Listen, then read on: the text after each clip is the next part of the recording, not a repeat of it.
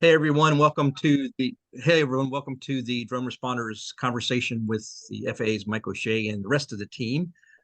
Today is going to be an open Wednesday, so open questions for all involved, but we're going to wait just a couple more minutes for people to get in. So please be patient and we'll get started shortly.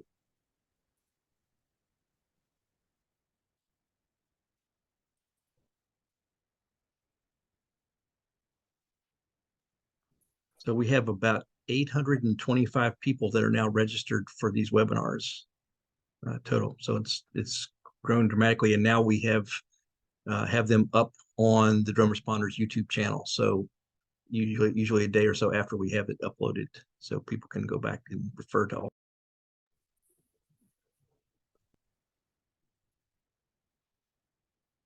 Yeah, nothing's more exciting than watching a bunch of feds speak over and over again.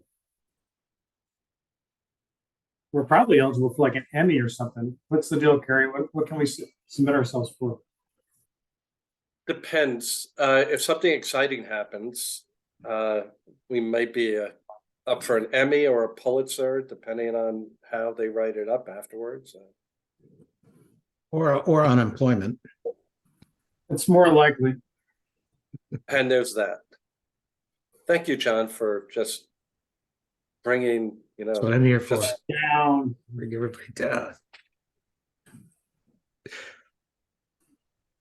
Dr. No. Hey. Okay, so in the interest of time, hello everybody. My name is Charles Werner. I'm the Director of Drone Responders. Welcome to our conversation with the FAA's Mike O'Shea and the rest of the FAA team. So today is Open Question Wednesday, and we'll also be talking about some other things, and I'm going to pass it off and say, take it away, Mike. So welcome everybody. Glad you guys are here on a Wednesday afternoon just before a federal holiday weekend, which means most of us won't be here after today. But just to let you know that this is sort of an open free-for-all. We like to say there's no dumb questions, but my wife taught third grade for 20 years, and she will tell you there is such thing as dumb questions. But let's consider this a open forum where if you're curious about something and you want to ask, don't be afraid to ask. We've got a list of topics we're going to sort of cover, things that we keep hearing over and over again that we feel we should probably reiterate a little bit. I've got the dream team with me today. I got John Meehan from the Fighting Meehans, and I've got Carrie Fleming from the Systems Operations Support Center, king of all things, king of all emergency operations, or Grand Poobah. I'm sorry, I can't remember what your title is. And then you have me from the Office of Unmanned Aircraft Systems Integration. In the background, we have Guido, who's going to be answering questions online. Guido works with John. And I think Steve Pansky may be joining us too, but he had a conflict with the conference call. So if he gets off that, hopefully he'll join us and he'll be able to answer questions as well too. You probably have some things you're thinking about in the background. Hopefully we'll cover some of those things. But one of the first things I want to talk about today is one of my jobs, and John gets to assist with this, and I know he loves it too, is when our waiver team gets waiver requests from you guys that have no justification, background, they don't follow the waiver safety explanation guidelines. They basically just say, we're a fire department, we're a police department, and this is what we want to do, so allow us to do it. And of course, they say no, and they send it over the fence to John and I to sort of work with that public safety agency to make sure they understand that we have a process in place. And Charles can speak to this too, because he's developed sort of a great process through drone responders to help people get waivers. But I'm going to turn this over for a second to John, who's got a couple of slides to talk about waivers. John, it's all yours. Okay. Yeah, thanks, Mike. So it's interesting because I've been working on some analysis of waivers this week, actually, and it is a continuing challenge for folks. So interestingly enough, I had prepared some slides for another webinar that I was doing, and let me share my screen, and it will kind of guide my discussion with you. Bear with me a second here. So what are we talking about? So when people want to get relief from certain parts of Part 107, we asked them to go to FAA Drone Zone. And on FAA Drone Zone, you can apply for waivers to certain regulations. For example, Part 107.31 requires you to conduct a visual line of sight operation. And many of you want to get relief from that in order for you to operate beyond visual line of sight. And so what I find is, I like to use the analogy of a prism. You're looking at the FAA through a prism, and the FAA is looking at you through a prism. And remember that from high school science class that a prism divides light into many pieces. And so when you make your request to the FAA is going to look at that in terms of, typically we look at things in terms of airmen, aircraft, and airspace. And when you're asking for that waiver relief, you're asking really for us to say, okay, what you're proposing is as good or better as what the current regulation requires. And I really want to encourage everyone to, and Guido, if you could get the waiver safety explanation guidelines link while I'm talking, and paste it in the chat there, we can get that out to them. So you can Google FAA waiver safety guidelines. That's how the easy way to find it. And we'll get that link here, but take a look at that and then go through. It's really like a guided thought process, and answer those questions. And that documents 3 or 4 pages, I think. And they have different regulations on there, 107.31, 107.39, if you want to operate over people. And you just find the part that's that applies to what you want to do, and then you go through there. Now, I think a lot of folks, as Charles mentioned, a lot of folks say, well, I'm public safety, therefore give me the waiver. And it's not going to happen, right? Because the FAA, you're not looking at it from the FAA's prism. And the FAA's main concern as well is it safe? And I talked to the waiver team, and I said, can you give me some examples of when you immediately go, no, and these are real quotes that came from public safety on a lot of these waivers, and to say that they're inadequate is probably an understatement, right? But the third one is one I want to really highlight to you, because this was done in good faith, but the department basically said, well, the reason I want the waiver is because the mission of our department is this. And the analyst is like, what's that got to do? That's nice, and we're happy that you're doing that, but this is aviation. You're talking about operating in the airspace. Our job is to make sure that the airspace is safe, and that does not give the analyst confidence that you really know what you're talking about, because you clearly haven't read the waiver safety explanation guidelines. So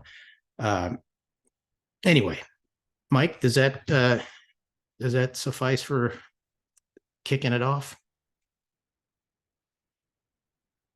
Yes, thank you, John. And just so you know that it's, you have to show an alternate means of compliance to 107.31, 107.29, 107.39, all the 107s. And also under COA, you have to show alternate means of compliance to 91.113. In other words, you have to tell us how you're going to see and avoid other aircrafts, or how you're going to operate safe if you can't see and avoid other aircrafts, and how you're going to operate safely over people. And sometimes people just tell us that, we're going to do this and expect us to approve it. But I think the waiver safety explanation guidelines are really good at helping you kind of phrase the answers and get an honest evaluation of what you're proposing. But in the back of your mind, you sort of need to think, how am I going to see, keep my aircraft safe, keep other aircraft safe from my aircraft, and keep people on the ground safe as well. If you can answer those 2 questions, then you're talking safety and you're talking our language. And by the way, Charles, Guido did post the link in the chat. If you could get that out to everybody, that'd be great. Somebody just asked a question in the chat, and I started to answer, or in the question and answer, and I started to answer about, they asked, for those that have approved public COA, does the COA allow non-Part 107 persons the ability to fly? So it's important to recognize that COAs, right, and Part 107 are 2 different things. So the answer is yes and no. And the answer is that an agency with a public aircraft certificate of authorization can actually create their own training program for their pilots and self-certify their pilots as long as they document it, maintain the training program. So if the FAA comes along and wants to see it, you can show the documented program. But what a lot of agencies do to sort of put the onus on the FAA and not having to do all the paperwork is have their pilots do Part 107 remote pilot certificates to show that they satisfy the requirement of training. So the answer is yes, you can fly under a COA without Part 107. However, if you talk to most agencies, there are a few exceptions.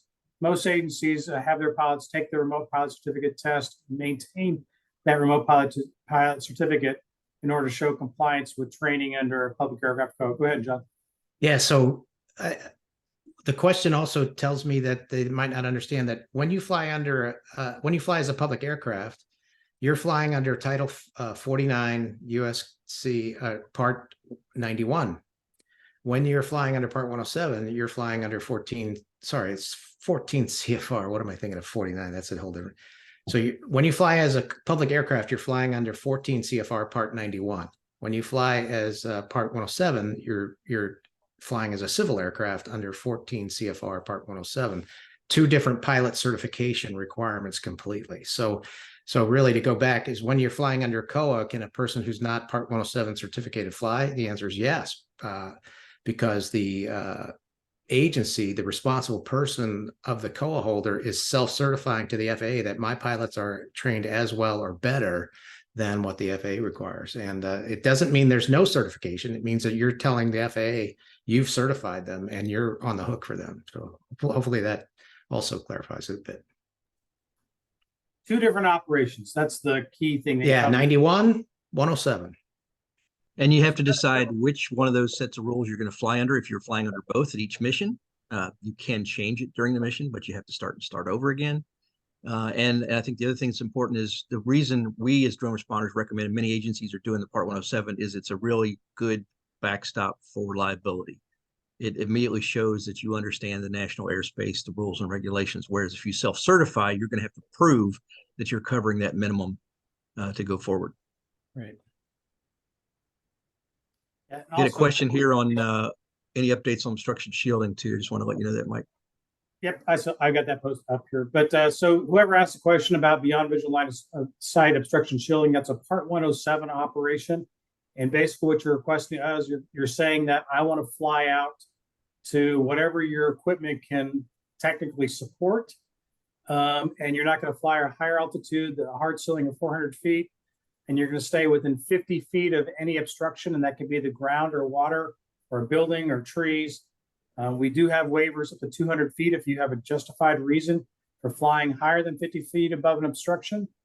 The one issue that people have an issue with is while this grants you the right to fly beyond visual line of sight, you still have to mitigate risk for flights over people.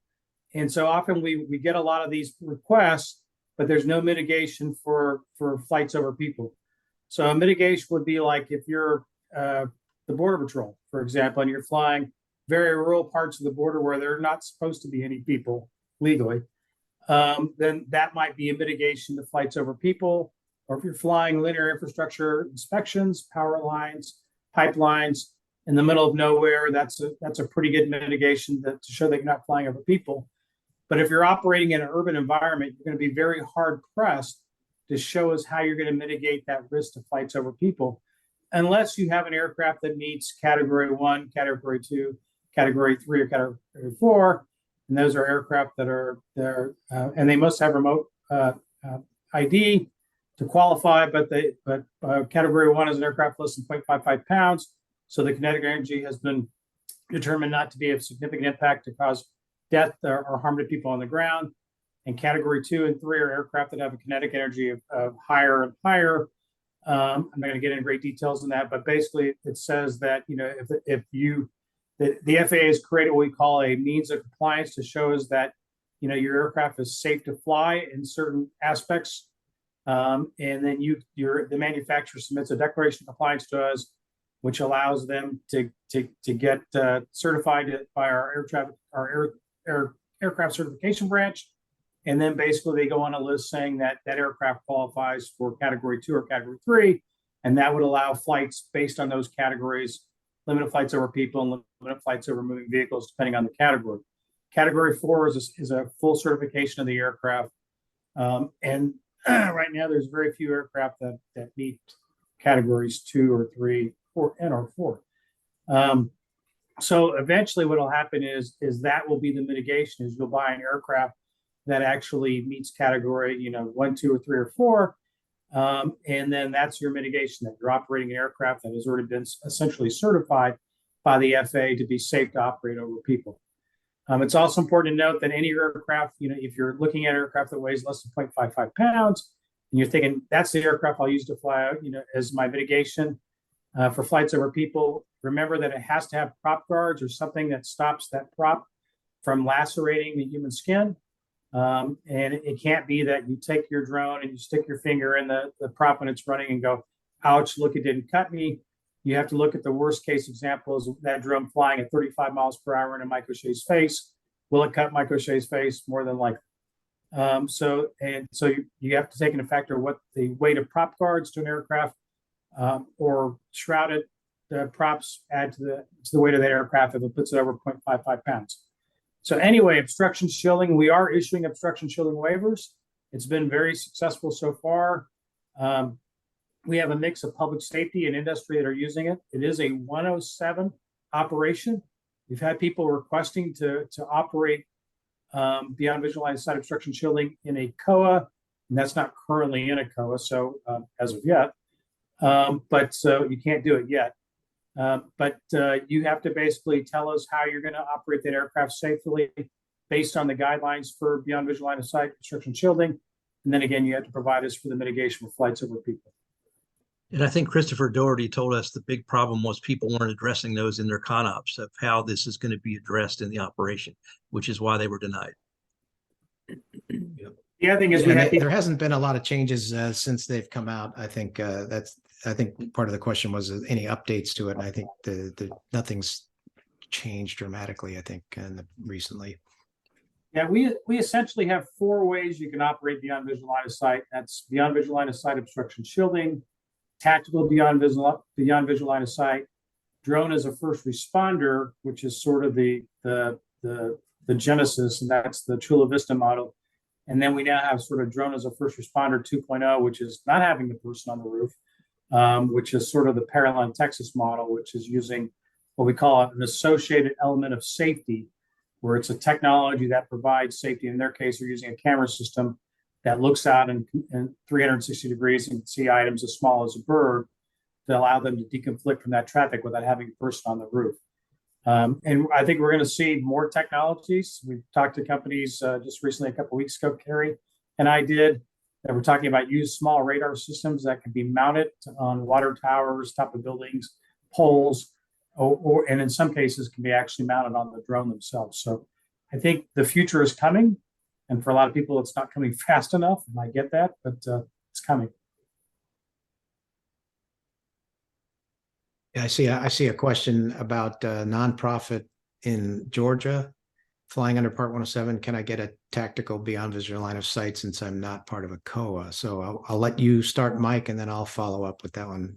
So the answer is no. That's the easy answer. There is a way sort of around that. If you're supporting a public safety agency that has a COA and a tactical beyond visual line of sight, they can allow you to fly under them. But unfortunately, your aircraft is essentially, you're committed to that operation for 90 days.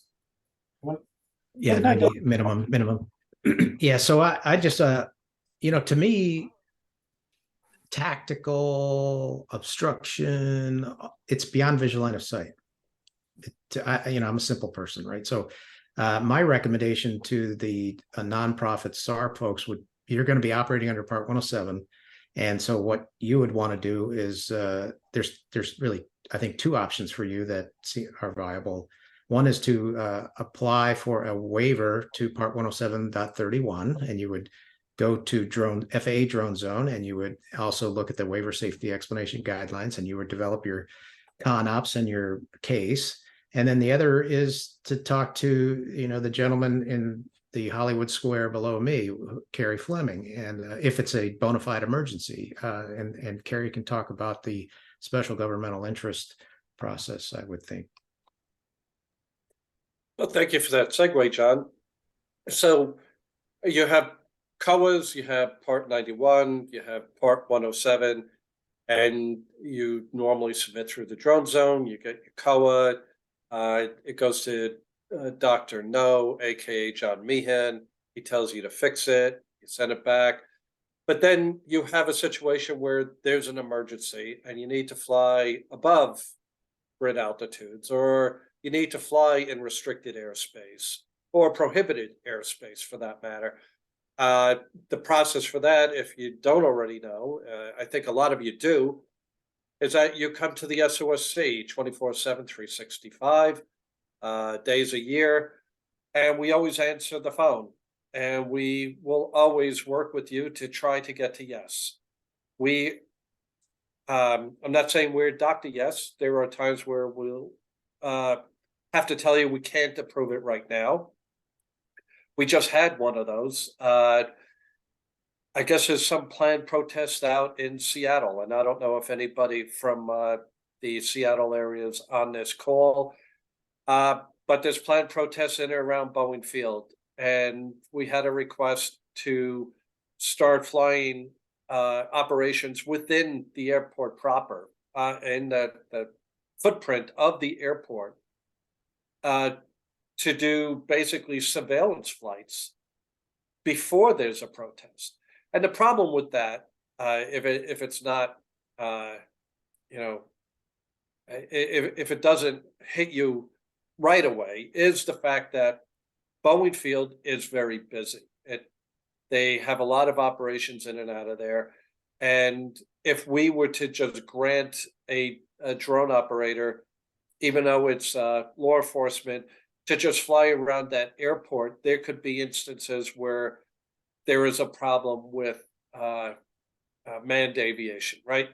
And we know that under Part 107, one of the rules is that you have to give way to manned aviation.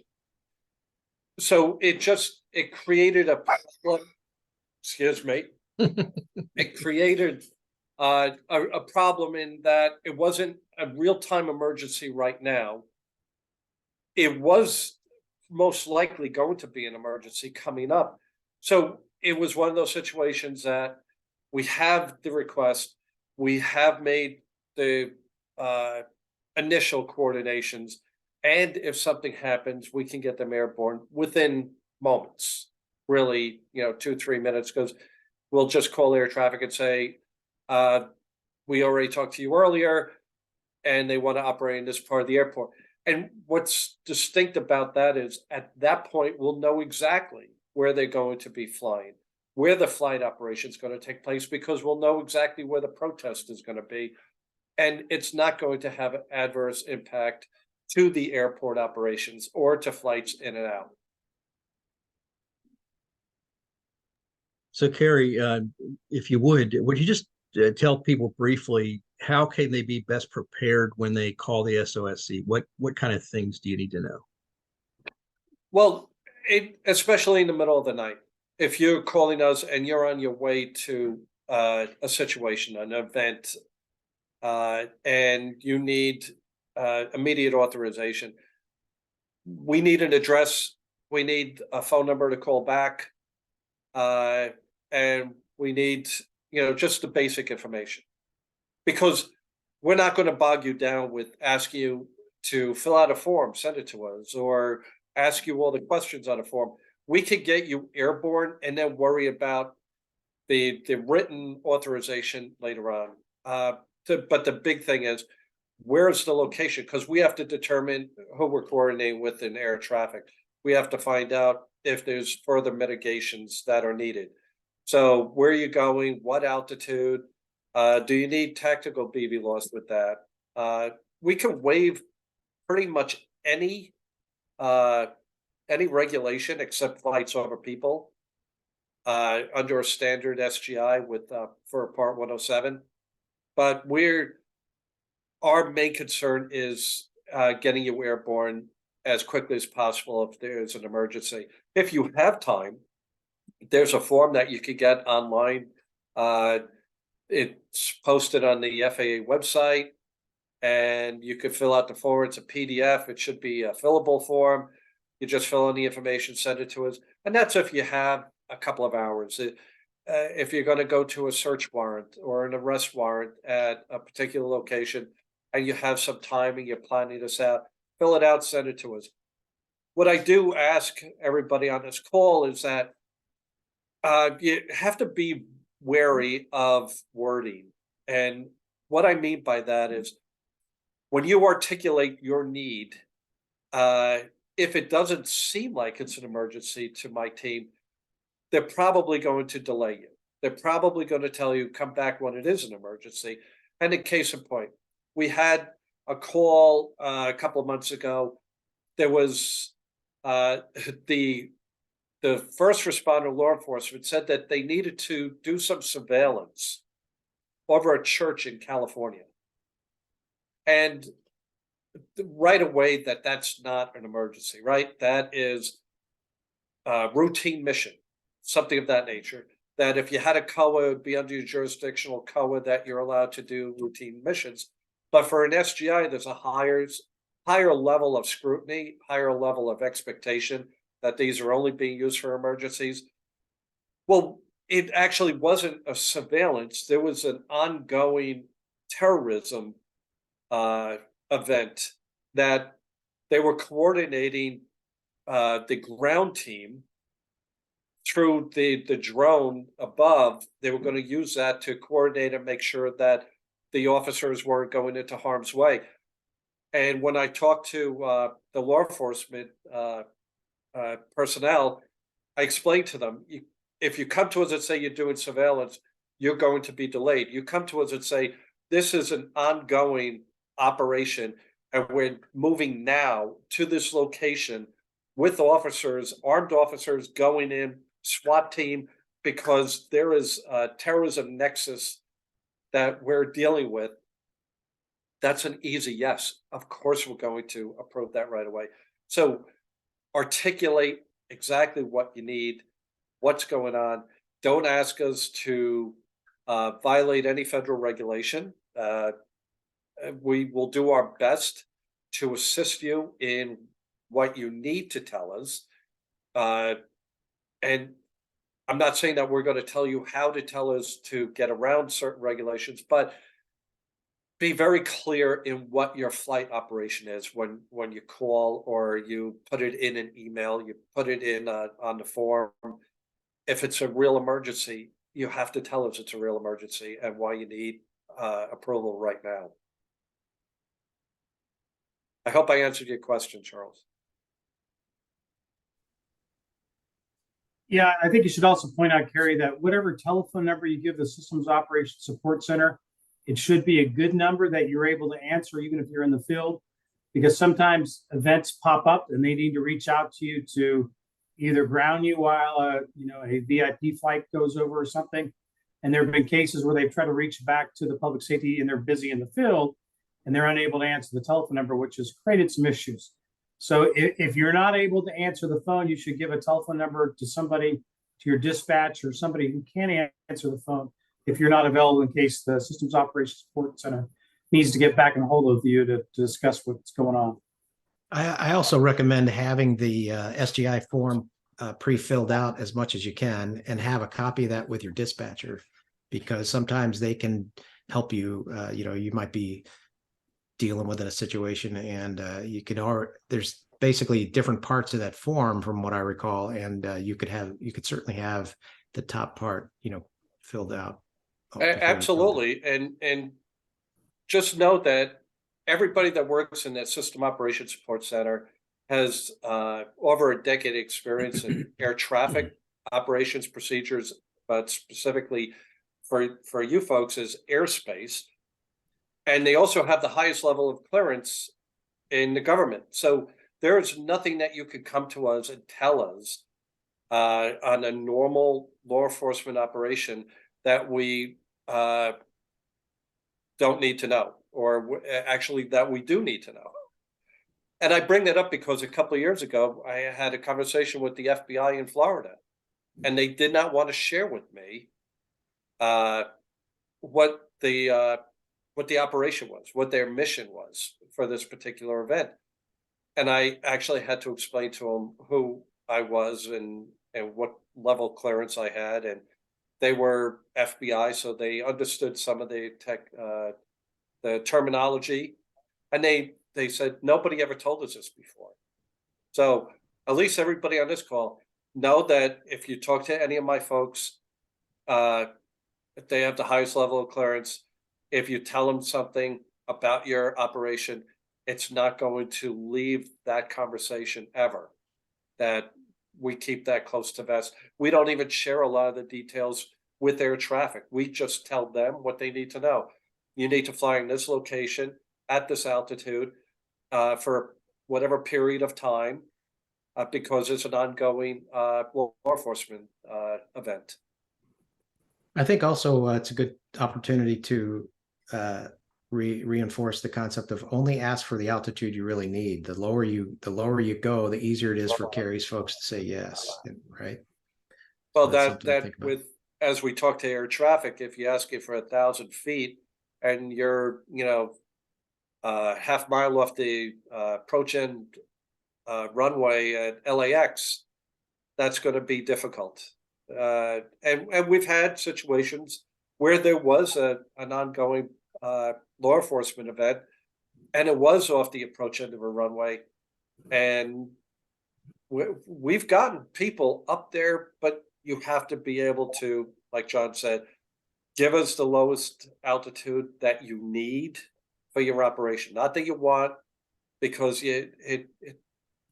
there's a lot of other mitigating factors involved in getting an approval and getting an approval immediately. It's a shared airspace. So we've had a lot of questions lately about remote ID. And I think John and I probably need to talk a little bit about some of the things we've been getting. First of all, I was at a conference last week and the week before, and people were coming up to me and saying, it's great that remote ID has been pushed to the right, pushed to March 16, 2024. And I said, no, it hasn't. And I said, it went into effect September 16, 2023. The only people who are getting relief are people who are waiting, who have ordered and waiting for their broadcast modules to be delivered so they can operate their drones, and people who know from their vendor or whoever makes their drones that there are software updates coming that will make their drones standard remote ID compatible. And I know DJI has a list of drones that they're planning on updating. And so those are the only people who would be exempt from the remote ID rule. Everybody else must comply. John? And I've got some slides I could show if you want.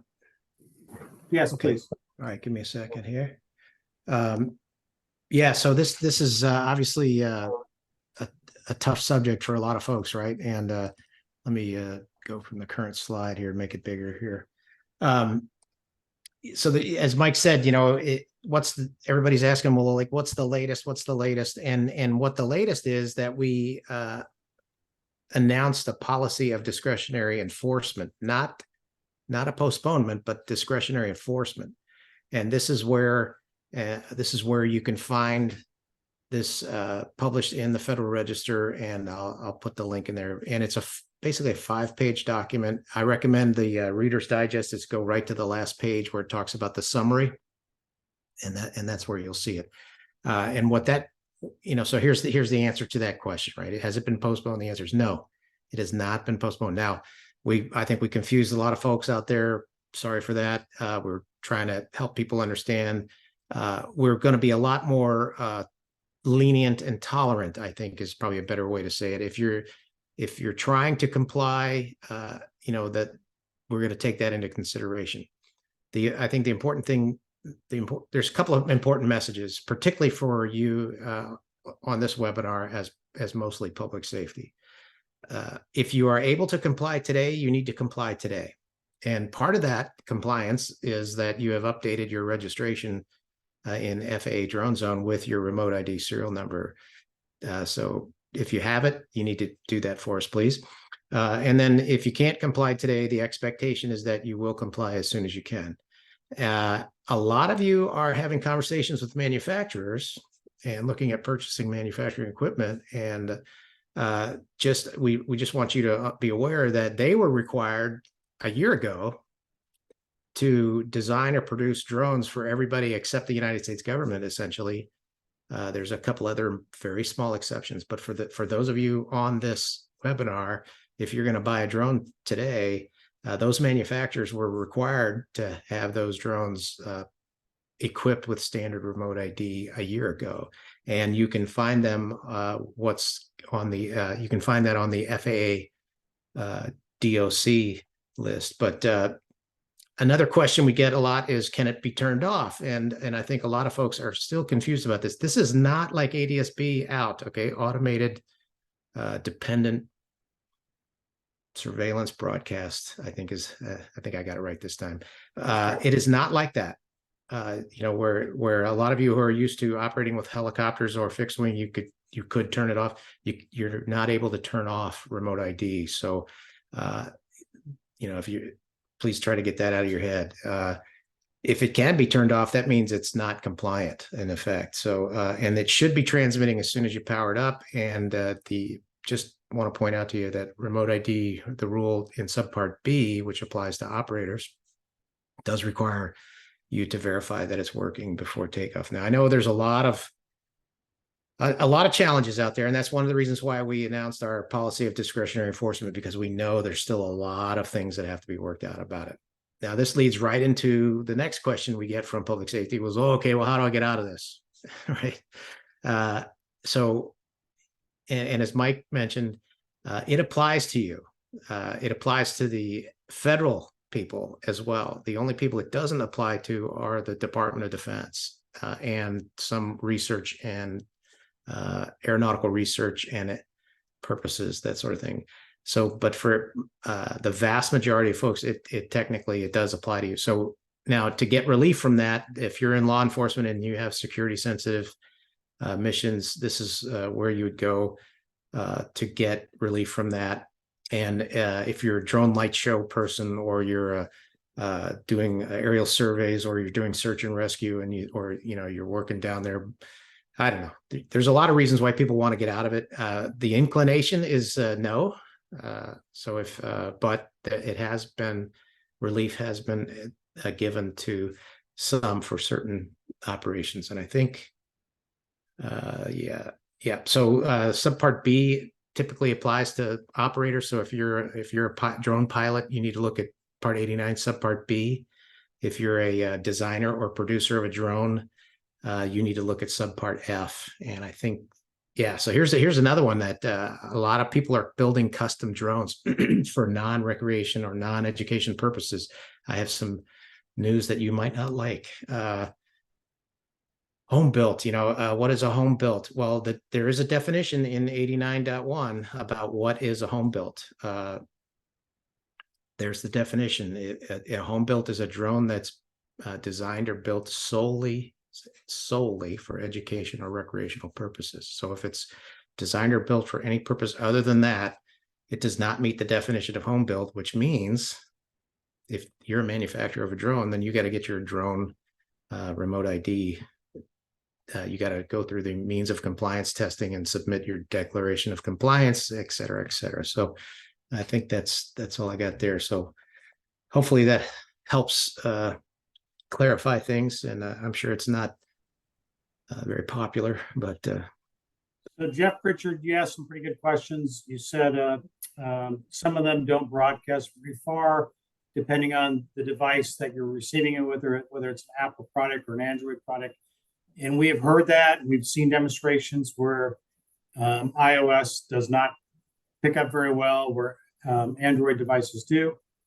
However, I will tell you that that's what device you use to pick up the remote ID is really on you. It's not really an FAA thing.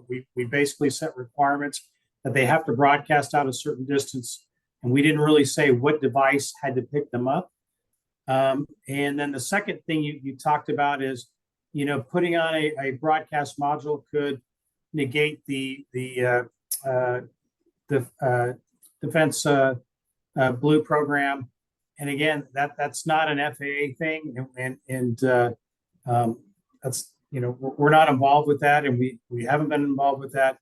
And part of the reason is you know, FAA, we're an international organization that has, you know, agreements with countries obviously all across the world, allowing them to fly aircraft into our airspace that we have determined that are safe, and vice versa.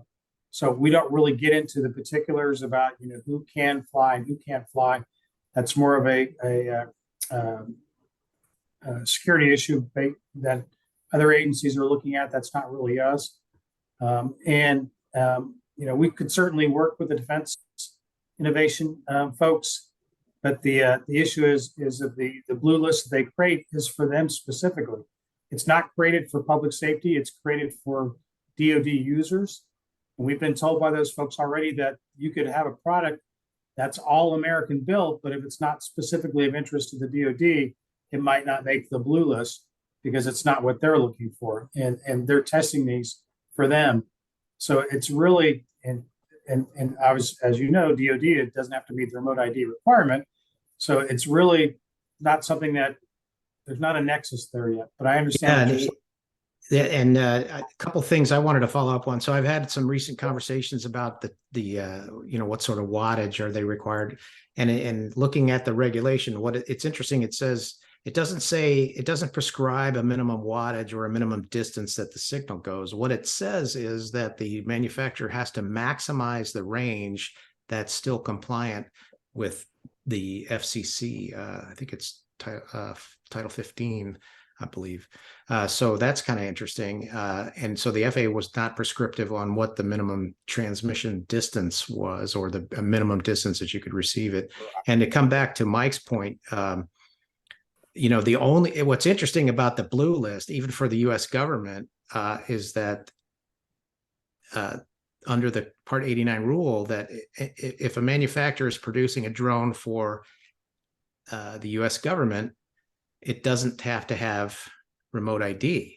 However, the only part of the US government that is exempt from the rule is DoD. So if you're a Fed that's not the DoD, you need a drone that has standard remote ID in it. And so that's something that I think we're going to push back to you on this webinar, that if you're running into those issues, you really ought to be pushing those folks to help them understand what that means. And then the last point I really wanted to make too is the rule limits, if you bolt on a broadcast module, just be aware that there's a limitation in there that limits you to visual line of sight operations. So if you want to fly routinely beyond visual line of sight and go through all the process, you know, get a drone that has standard remote ID is my suggestion.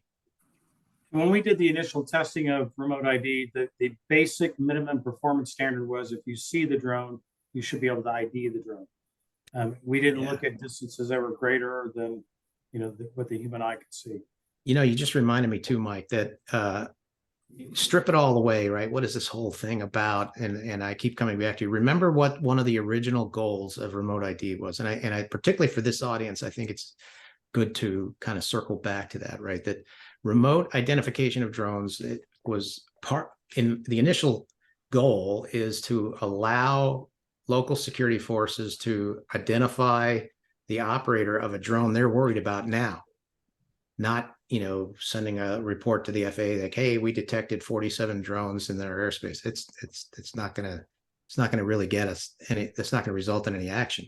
What it's really designed for is say, hey, we've got a drone that's heading towards our VIP, get somebody over there now, there they are, you know, go get them. That's the initial thing about it. It was designed for you to find those operators, to give you a better chance of finding them.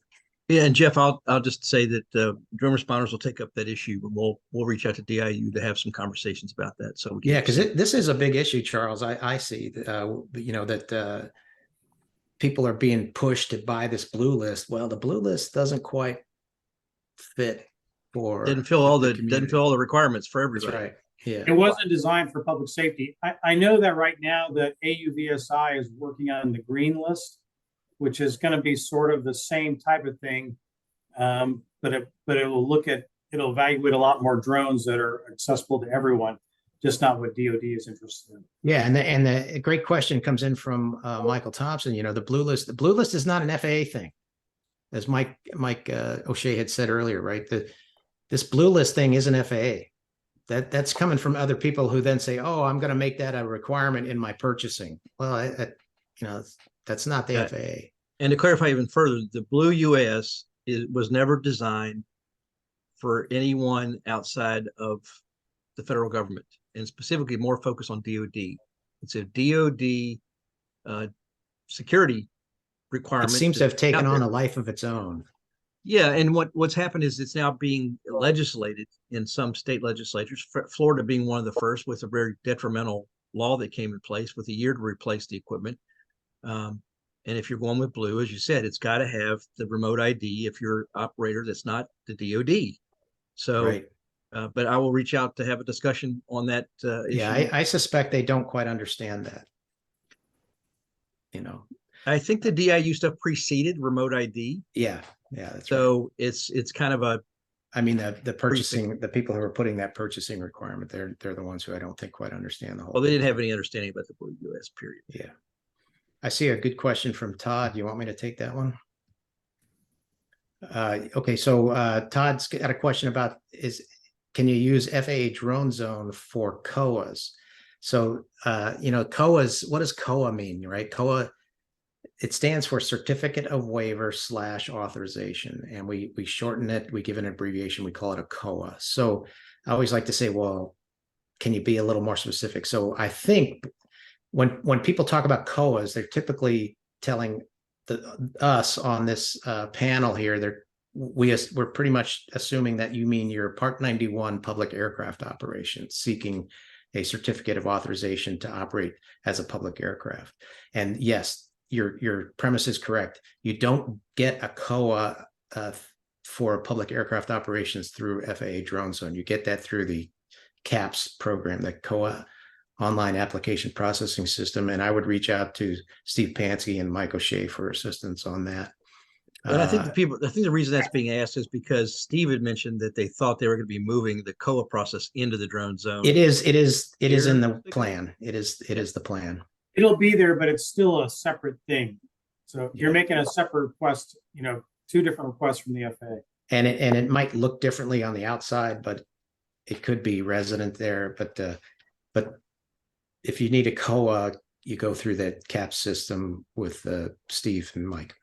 And for anybody on here that doesn't know, drone responders in our starting a program, COAs and waivers, we have the template that was helped drafted by Brandon Carr and Steve Pansky that walk step by step through the CAPS process that point out some of the spots where people run into problems.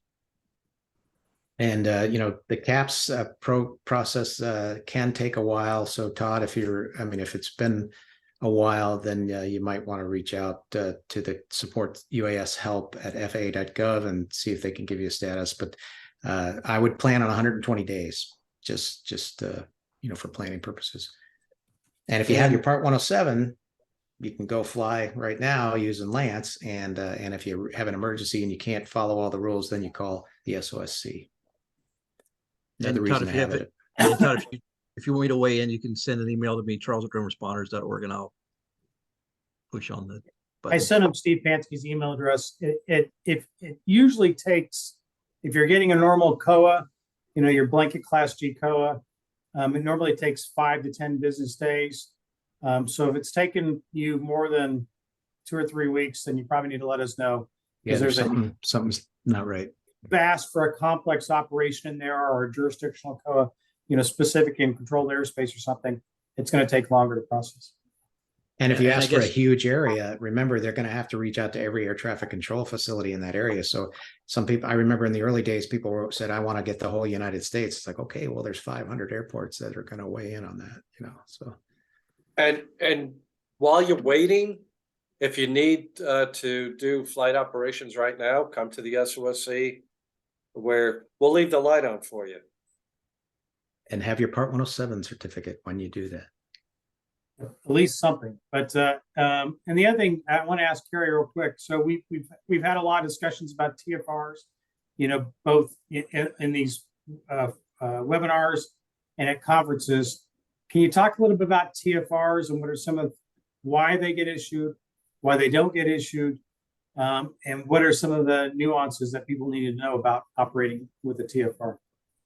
Absolutely. Thanks, Mike. So for this audience, your concerns are basically boiled down to two different types of TFRs, right? There's a TFR under CFR 14 CFR 91.137. And there's an expectation in there for law enforcement that you can use that if there's an actual event that you're responding to. And it has to have an aviation connection. And I say that there has to be something that would require us to put up a temporary flight restriction around whatever event it is that you're requesting the TFR for. If you think that there's going to be a mass gathering of people and you just want a TFR to keep all aircraft out of there and maybe media out of there, that's always going to get a no. The 91.137 TFR is supposed to be for something that's happening right now. Case in point, you would have an active shooter near an airport, and you suspect that they may be looking at firing shots at, say, media helicopters. That's the only time that you should come to us and say, I need a TFR, and there's a media involvement. If you think that the media aircraft might be in danger from an active shooter type situation, or there could be an ongoing event where there's say there's riots going on and there's police in there and there's police helicopters overhead, and you need a flight restriction for that law enforcement event because now you need to minimize who else is in that airspace, and it should be limited to only the aircraft involved in whatever the situation is. Then the other one is a 99.7 type TFR. And this is one that comes up a lot because law enforcement want to limit drones in a particular airspace. Now, under the 99.7, by regulation, by the law, that can only be requested by either the DOD or federal law enforcement. And I pointed out, and it's not that if you come to us and you're a state police or local PD and you think you need a TFR and you want a drone only TFR, it only applies to 99.7. We're not going to be able to process that. And it's not because we don't agree with the reason for this particular TFR. It's that by law, we can't accept it from you. So what we'll usually do is we'll tell you to get together with local FBI or Homeland Security, put together your request package, which should be that there's ongoing threats and there's an expectation of violence and riots, and the threats have been against, say, an air traffic facility, an airport, a VIP, things of that nature. Put that together. If you have that in writing, that goes great. Local FBI, I have never heard of them not trying to assist, not helping out in a request like that. They'll help you put the package together, and then it has to get vetted by an individual in the FBI. His name is Mike Torfey, and that's internal to the FBI. That's just their internal process, that the request needs to go to him. He needs to completely vet it before he sends it over to us. So you can get TFRs. It depends on the event. It depends on the ask. We've also issued some TFRs in conjunction with SGI waivers.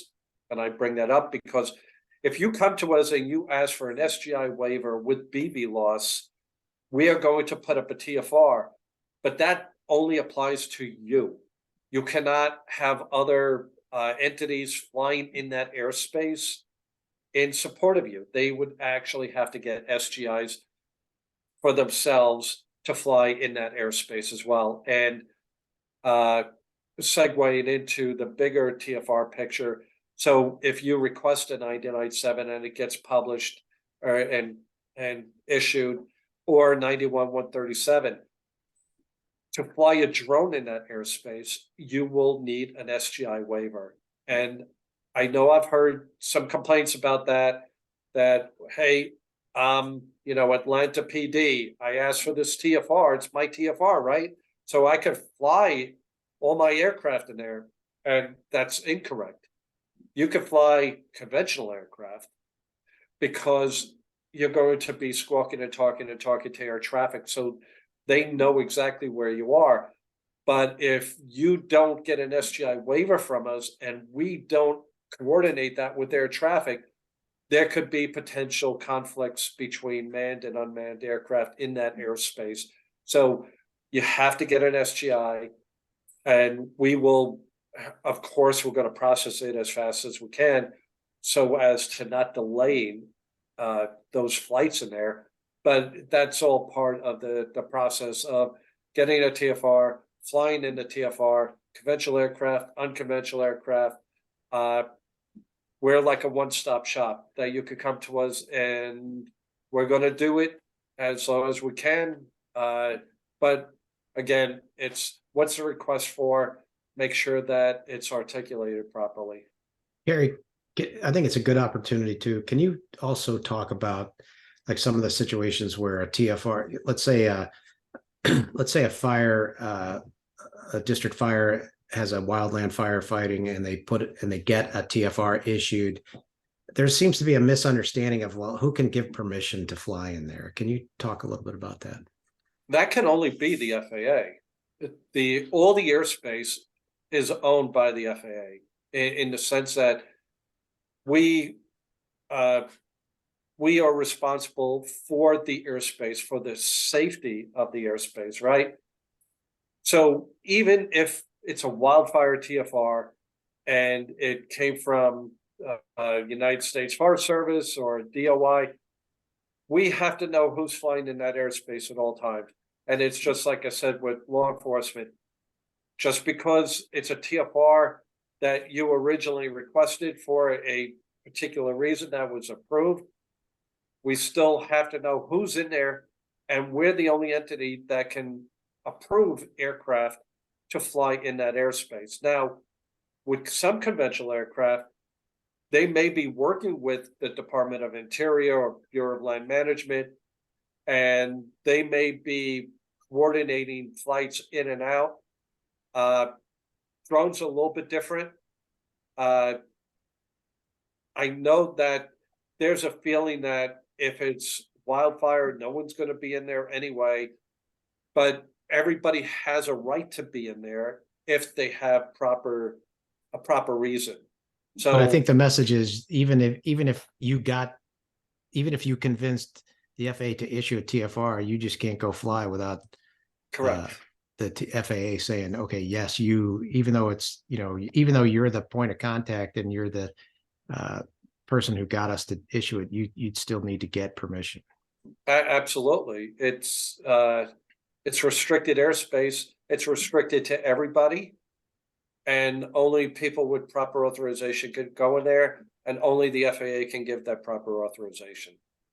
Yep. You asked us to close the airspace, so we did. If you want to fly in it, you have to ask permission to fly in it. So does everybody else. The other thing we get a lot of requests from, and people contact me all the time about this, is they say, can we get a TFR to keep the media out of our scene? And the answer is absolutely not. Only No. one of you has a First Amendment right to be there, and it's not you. They have a right to report in the public interest. And it's also important that a TFR is only issued because there's threats to whatever that event is, it's causing threats to aircraft in the air or threats to people on the ground. It's not issued to keep people out. It's only if there's safety of the aircraft or safety of people on the ground. And there were a couple of different questions in there, Carrie, that people asked about, but the main question somebody asked is, can I get a TFR for bringing an aircraft to do water drops in the fire? And the answer is absolutely yes. That's pretty much what a lot of TFRs are issued for. It specifically to segregate that airspace to allow those firefighting operations. Carrie's folks are awesome in getting that done and working with people to do it. And I missed some of the questions got close. I missed the other ones, but Well, I'd like to point out they're the only instance that I can remember in the past 15 years where we actually issued a TFR that restricted media was that there was a SWAT team that was moving into an area and it was a armed hostage situation.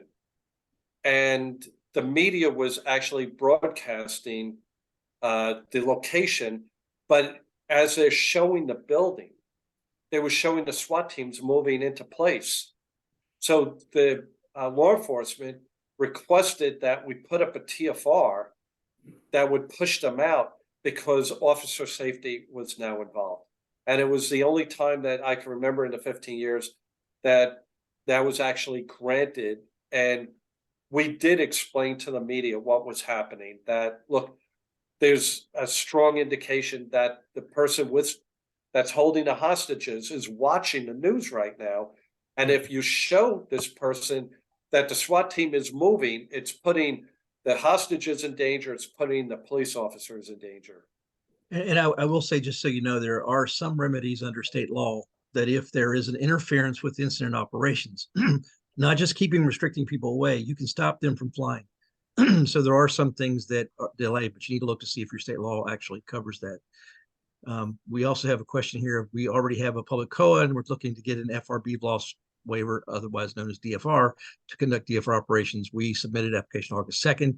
And I don't know who you are because you're listed as anonymous attendee, but I will say that we know there's about 10 to 12 agencies that are in the same circumstances. And I can tell you that Drone Responders specifically on behalf of our working group sent an email to the UAS Integration Office to Executive Director Jeffrey Vincent, and he replied back and said that they are working on the problem and hope to have it corrected soon. I don't know if you have any updates, sir, if that's where we are still.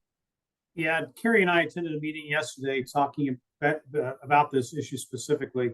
And right now, the service centers are evaluating policy to make sure they can specifically issue these. So that's all going through a review right now to make sure that, you know, all the I's are dotted and the T's are crossed, you know, both on the general counsel side and in the safety side. So we hope to have this, you know, knock on wood, resolved very soon, where we can start issuing these very shortly. But just so you know, there is movement. There's movement. Sometimes it's not as fast as some of us would like, but there is movement. And the other thing I want to talk about in TFRs, we speaking of TFRs or media, I guess, we also get requests from folks saying there are media helicopters flying when they have their drones up and they want us to make the helicopters go away. And I have to remind agencies all the time, you must yield to manned aircraft, not the other way around. Even a media helicopter is an aircraft that you have to yield to. So don't forget that. So it's important to remember that. The other thing I want to talk a little bit about real quickly is we're still getting a lot of questions about tethered unmanned aircraft systems. And you should know that a tethered unmanned aircraft system is treated like any other unmanned aircraft system. The only difference is if you're operating under what we call a public actively tethered unmanned aircraft system, which is an aircraft that's only eligible to qualified public safety agencies. The aircraft must weigh less than 4.4 pounds, can only go up to 150 feet. You are required to have remote ID. You're not required to have remote pilot certificate to operate the aircraft, but someone still has to maintain a vigilance with the aircraft. It's not a fly and forget type of operation, although we've heard people tell us that the vendors have told them that. That's simply not the case. And it's important to remember it's got its limitations. And we have a tethered checklist, publicly active tethered unmanned aircraft system checklist. And I know we've shared that with Charles in the past. It's been updated by John just to add the fact that these aircraft are also required to have remote ID now. And so it's important that you realize that there are regulations and requirements for operating those aircraft. but every other aircraft that doesn't meet the publicly active tethered unmanned aircraft system statute must be operated like any other unmanned aircraft system. So it's important to remember that. And we had 2 questions about it last week at a conference, and I think I had 4 or 5 questions about it when we were in San Diego for the Drone as a First Responder conference. So I mean, there's still people hearing stuff, and and basically hearing that, yeah, you just fly it and forget it. And it's like, that is simply not the case. Yeah, just to clarify that for those of you out there, it means if you're not, in other words, you have to be eligible to be a public aircraft operation, meaning you have to be a locality, a city, a state, a town, a tribe, federal agency, state agency, in order to be eligible to fly that. You don't have to get a COA, you don't have to have Part 107, but you have to be eligible to be a public aircraft operations. And I don't see any more questions. So yeah, I think I went through everything on my little checklist I created that I was hoping that we would cover. And all of us are available to answer questions if you guys have them. That's kind of what we do for a living. And we're not judgmental, even though we may sound like a little bit here because we're sort of, joking and being more casual. But our goal is to assist you in your operation and to make sure you operate safely first and legally, second, which should be part of that, safety. So we want to make sure that we help you with your operation. So don't be afraid to reach out. We have a great relationship with drone responders and all the other public safety associations that are involved with supporting public safety and unmanned aircraft systems operations. So feel free to reach out to your associations, because we are, and that's how we get our message out a lot quicker. And we're happy to provide assistance as we can. John's a great resource for the statute, especially on the flight standard side. Carrie is probably the #1 resource we have for if you need to operate now because bad things are happening and you're not sure you have the proper authorities to conduct that operation. He can make that happen. And his folks are super friendly. I still run into people who say, well, I'm a little nervous about calling the FAA, and asking for this. And I will tell you that they're people, they could be more helpful. The only time you'll ever find them a little, silly or groggy is the person has the phone from midnight to 6 in the morning. If you call them, sometimes it takes them a second to wake up and understand what you're saying. But for the most part, like I said, they're going to wake up and they're going to help you and they're going to do their job and get you flying. Lots of great resources. If we're missing things or there's things that we're not providing that you need assistance with, please let us know. We understand this is all complex, especially when you're starting. But I will tell you, we've seen this process now since, the advent of, COAs and then the advent of Part 107, where public safety agencies have basically started with no aviation experience. And in a very, very short time, they've become very experienced and as knowledgeable or more knowledgeable than us. Speaking of the Jason Days of Texas DPS and other folks out there who really, are ahead of the game and what's going on here. So feel free to reach out to us. I mean, we really want to be helpful. But like I said, if there's things we're not providing you that you need assistance with, or you're in the back of your mind, you're going, well, if only the FAA would do this or provide this or help us with this, that would make our life a lot more simpler. Well, we're working in Washington, D.C. We like to think we know everything that's going on in the world working in Washington, D.C., but we know we don't. So if you have those items, please share them with us, because we want to make sure that we provide you with stuff because if it's going to be useful for you, it's probably going to be useful for the other 46,000 public safety agencies within the United States. So we want to provide that information. So if there's no other questions, I want to thank Guido for answering questions in the background. John and Carrie, as always, are great guests. They a lot smarter than I'll ever be. And then, of course, Chief Charles Werner, who's the CEO and Prince of Drone Responders. Sorry, whatever you want to be today. But we have a great relationship with Charles and have a good, friendly relationship where we feel like we can ask questions back and forth and provide support back and forth. So if there's nothing else, I'll turn it over to Charles. Yeah, no, I just want to thank all of you that came and participated today, as well as all of you, the dream team from the FAA. I always appreciate everything that you all do for us. and look forward to seeing everybody. Just so you know, March 12th and 13th, 2024, we've got our conference at Busch Gardens, Williamsburg, Virginia, and hope to see everybody there. We had 300 people last year with 100 people on the waiting list. This year, we're looking to be closer to 500. So hope to see everybody there. Thanks. See you next month.